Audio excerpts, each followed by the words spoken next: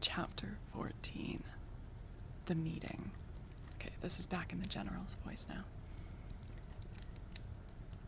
My beloved child, he resumed, was now growing rapidly worse.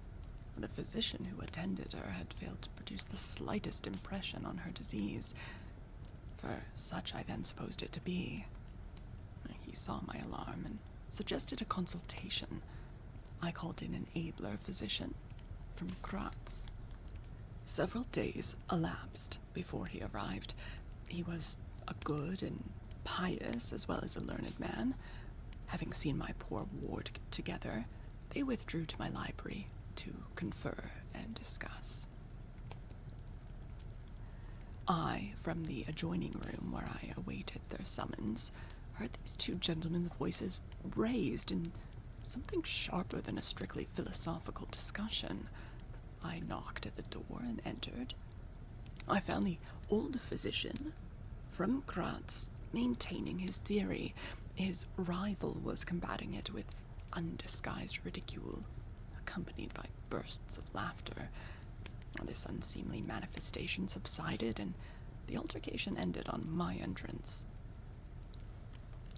"Sir," said my first physician, "my learned brother seems to think that you want a conjurer, and not a doctor." "Pardon me," said the old physician from Graz, looking displeased. "I shall state my own view of the case, in my own way, another time. I grieve, Monsieur le Général, that by my skill in science I can be of no use. Before I go, I shall do myself the honor to suggest something to you." Well, he seemed so thoughtful, and he sat down at a table and began to write. Profoundly disappointed, I made my bow, and as I turned to go, the other doctor pointed over his shoulder to his companion, who was writing, and then, with a shrug, significantly touched his forehead. This consultation then left me precisely where I was. I walked out into the grounds, all but distracted. The doctor from Graz, in 10 or 15 minutes, overtook me. He apologized for having followed me, but he said that he could not conscientiously take his leave without a few words more. He told me that he could not be mistaken. No natural disease exhibited the same symptoms, and that death was already very near. There remained, however, a day or possibly 2 of life. If the fatal seizure were at once arrested with great care and skill, her strength might possibly return. But all hung now upon the confines of the irrevocable. One more assault might extinguish the last spark of vitality which is, every moment, ready to die. "And what is the nature of this seizure you speak of?" I entreated. "I have stated all fully in this note, which I place in your hands upon the distinct condition that you send for the nearest clergyman, and open my letter in his presence, and on no account read it till he is with you. You would despise it else, and it is a matter of life and death. Should the priest fail you, then indeed you may read it." He asked me, before taking his leave finally, whether I would wish to see a man curiously learned upon the very subject which, after I had read his letter, would probably interest me above all others. And he urged me earnestly to invite him to visit him there, and so took his leave. The ecclesiastic was absent, and I read the letter by myself. At another time, or in another case, I might have excited my ridicule, but into what quackeries will not people rush for a last chance, where all accustomed means have failed and the life of a beloved object is at stake? Nothing, you will say, could be more absurd than the learned man's letter. It was monstrous enough to have consigned him to a madhouse. He said that the patient was suffering from the visits of a vampire. The punctures which she described as having occurred near the throat were, he insisted, the insertion of those two long, thin, sharp teeth which, it is well known, are peculiar to vampires. And there could be no doubt, he added, as to the well-defined presence of the small, livid mark, which all concurred in describing as that induced by the demon's lips, and every symptom described by the sufferer was in exact conformity with those recorded in every case of a similar visitation. Being myself wholly skeptical as to the existence of any such portent as the vampire, the supernatural theory of the good doctor furnished, in my opinion, but another instance of learning and intelligence oddly associated with some one hallucination. I was so miserable, however, that rather than try nothing, I acted upon the instructions of the letter.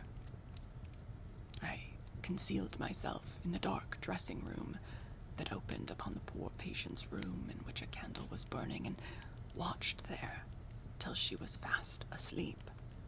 I stood at the door, peeping through the small crevice, my sword laid on the table beside me, as my directions prescribed, until, a little after 1, I saw a large, black object, very ill-defined, crawl, as it seemed to me, over the foot of the bed and swiftly spread itself up to the poor girl's throat, where it swelled in a moment into a great, palpating mass.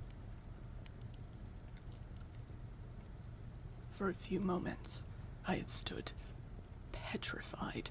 I now sprang forward, my sword in my hand. The black creature suddenly contracted towards the foot of the bed, glided over it, and standing on the floor about a yard below the foot of the bed, with a glare of skulking ferocity and horror fixed on me, I saw Millarca.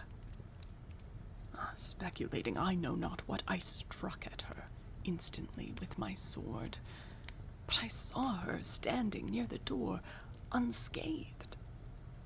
Horrified, I pursued, and I struck again. She was gone, and my sword flew to shivers against the door. I can't describe to you all that passed on that horrible night. The whole house was up and stirring. The spectre, Millarca, was gone. But her victim was sinking fast, and before the morning dawned, she died. The old general was agitated. We did not speak to him. My father walked to some little distance and began reading the inscriptions on the tombstones, and thus occupied, he strolled into the door of a side chapel to prosecute his researches. The general leaned against the wall, dried his eyes, and sighed heavily. I was relieved on hearing the voices of Carmilla and Madame, who were at that moment approaching. The voices died away. In this solitude, having just listened to so strange a story, connected as it was with the great and titled dead whose monuments were mouldering among the dust and ivy around us, and every incident of which bore so awfully upon my own mysterious case, in this haunted spot, darkened by the towering foliage that rose on every side, dense and high above its noiseless walls, a horror began to steal over me, and my heart sank as I thought that my friends were, after all, not about to enter and disturb this triste and ominous scene.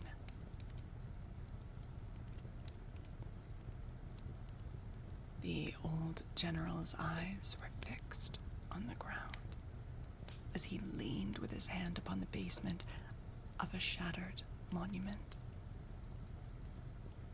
Under a narrow, arched doorway surmounted by one of those demoniacal grotesques in which the cynical and ghastly fancy of old Gothic carving delights, I saw very gladly the beautiful face and figure of Carmilla enter the shadowy chapel.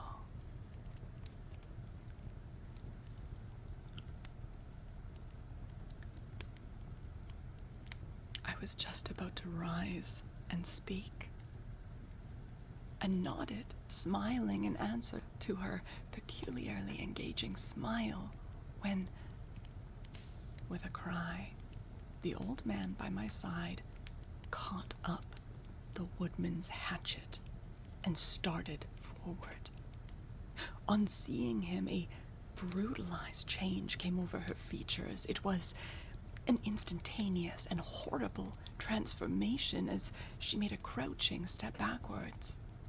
Before I could utter a scream, he struck at her with all his force. But she dived under his blow and, unscathed, caught him in her tiny grasp by the wrist. He struggled for a moment to release his arm, but his hand opened. The axe fell to the ground, and the girl was gone. He staggered against the wall. His gray hair stood upon his head, and a moisture shone over his face as if he were at the point of death. The frightful scene had passed in a moment. The first thing I recollect after is Madame standing before me and impatiently repeating again and again the question, "Where is Mademoiselle Carmilla?" I answered at length, I don't know. I can't tell. She went there. And I pointed to the door through which Madame had just entered. Only a minute or two since. But I have been standing there in the passage ever since Mademoiselle Carmilla entered. She did not return. She then began to call, "Carmilla!" through every door and passage and from the windows. But no answer came. She called herself Carmilla?" asked the general, still agitated. "Carmilla, yes," I answered. "Aye," he said. "That is Millarca. That is the same person who long ago was called Mircalla, Countess Karnstein. Depart from this accursed ground, my dear child, as quickly as you can. Drive to the clergyman's house and stay there till we come. Oh, begone. May you never behold Carmilla more. You will not find her here." End of chapter. Oh, my goodness me.